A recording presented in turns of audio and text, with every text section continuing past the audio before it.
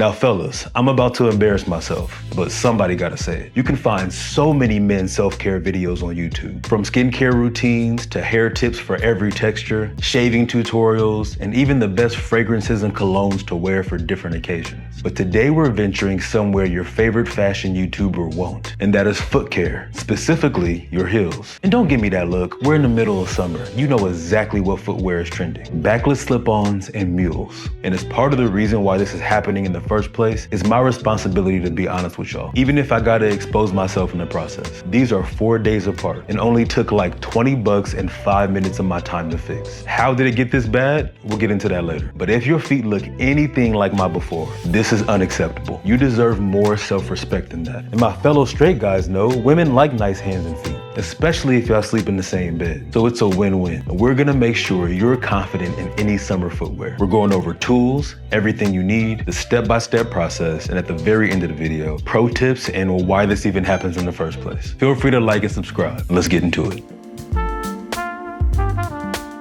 Now, the main thing you need for this process is an electric callus remover. If you've ever seen a pumice stone or a nail file, this is the Super Saiyan version of that. Basically a Dremel, like a rotary grinder that won't damage your feet. This is the one I got from Amazon 4 years ago for like 20 bucks, and it's still going strong. It comes with 3 different rollers, but I just used the roughest one. It just makes things faster, and I'm trying to get the job done as quickly as possible. So it's linked in the description, but you can probably find cheaper ones out there. Just make sure it has enough torque. I've tried some duds in the past, and it's hit or miss. And it says it can be used up to 45 minutes. It's really like 20 before it overheats, but that's more than enough time. Trust me, but we'll get into that later. The second thing you'll need is a big or medium-sized towel. You're gonna wanna place this beneath your foot to catch all the dead skin. And depending on how bad your calluses are, it can be a lot. The first time I tried it, it was a pile and super annoying to clean up. So now I just fold it up, shake it out in the shower, and rinse it down the drain. Simple, easy, efficient. And the last thing you need is a heavy-duty moisturizer. And I'm not talking about regular lotion. You want something much thicker. This is key to make sure you don't have to do this very often. Trust me, I tried to get away with being lazy and was right back to doing this 2 weeks later. Think of it as changing the oil and fluids in your car. Especially if you drive something vintage like me, the better you maintain it, the less work you'll have to do in the future. And I've experimented with several, so I'll break down the best ones for all skin types at the end.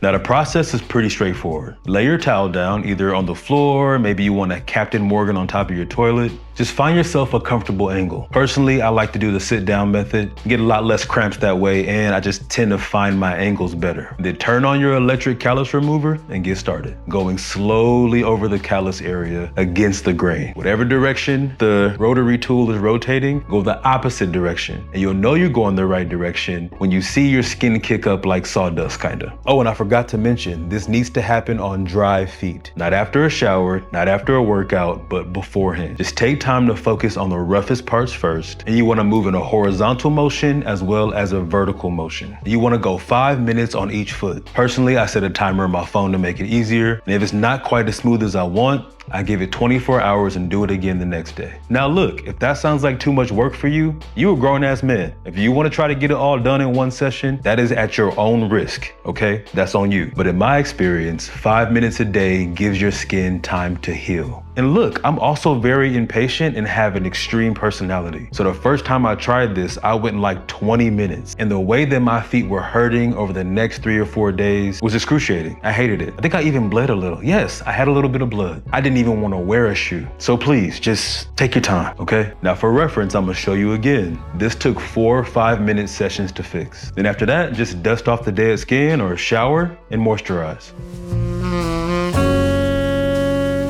Now let's talk about what I've only shared with close personal friends until now. My man, I cannot emphasize enough the importance of getting a strong electric callus remover. You do not have to use my link, but if you want to find something cheaper or whatever the case may be, just make sure to look at the reviews, check out the recent ones, not the ones that could possibly be paid, ones with videos and photos, you know, do your research. So I don't want you coming back to this video or sending me a DM on Instagram that this didn't work, because it does if it's strong enough. Oh, and the last thing about the callus remover, if you just happen to forget to charge it, then either be close to a plug plug. When you use it, you can use it just fine. Or I'll use like an external charger and plug it in that thing and it lasts the whole entire session. So it actually gives it a little bit more power too as you're using it. So just a little pro tip for you, take it or leave it. Next, when it comes to moisturizer, you got a few options here. The first one and the most economical, you can use Vaseline, which you probably already have, and just regular lotion. But what you wanna do, put them in your hand and just mix them. It'll make that lotion a lot thicker, a lot more moisturizing, and that Vaseline will lock that moisture in for you. So you can mix those, put them on your feet, on your heels, okay? Second is CeraVe. Okay, this is great. This is great for you as well. A little bit thinner, but long lasting. It'll get the job done. Again, do your research on exactly the one that you want to get. Various prices, but highly recommend it. And my personal favorite is Aquaphor. And I would have never known about Aquaphor if I didn't have a baby. As you guys know, I have a 1.5-year-old. So yeah, we've been using Aquaphor on him since he was born. He has eczema, so that helps out a lot. And moisturize daily, my boy. You wash your face, you brush your teeth, you moisturize your feet. Then you don't have to do this process for a few more months, even a year if you're not that active of a person. But you gotta do it, just do it. And finally, the question that I get from most of my friends I tell this about is, why do we get calluses in the first place? What causes them? It is from friction and lack of moisture. Don't you know how runners will like moisturize the inside of their thighs or like their crotch area so that they don't chafe from doing long distance running? But when it comes to our hands and feet, instead of chafing, they grow calluses as like bodily armor. So if you're especially active, you consistently work out or consistently walk, you're more susceptible to this. But if you wait too long like I did in my example earlier, you get cracks in your foot, and that's really painful. And you wanna take that skin back down to baby smooth and stay on top of your moisturizing, and you'll be fine. If you wanna see more videos like this, subscribe and drop a comment to let me know. And in the meantime, you can see my latest outfits or check out my 1996 right-hand drive Japanese Land Cruiser. Thank you for your time, and I'll see you on the next one. Peace.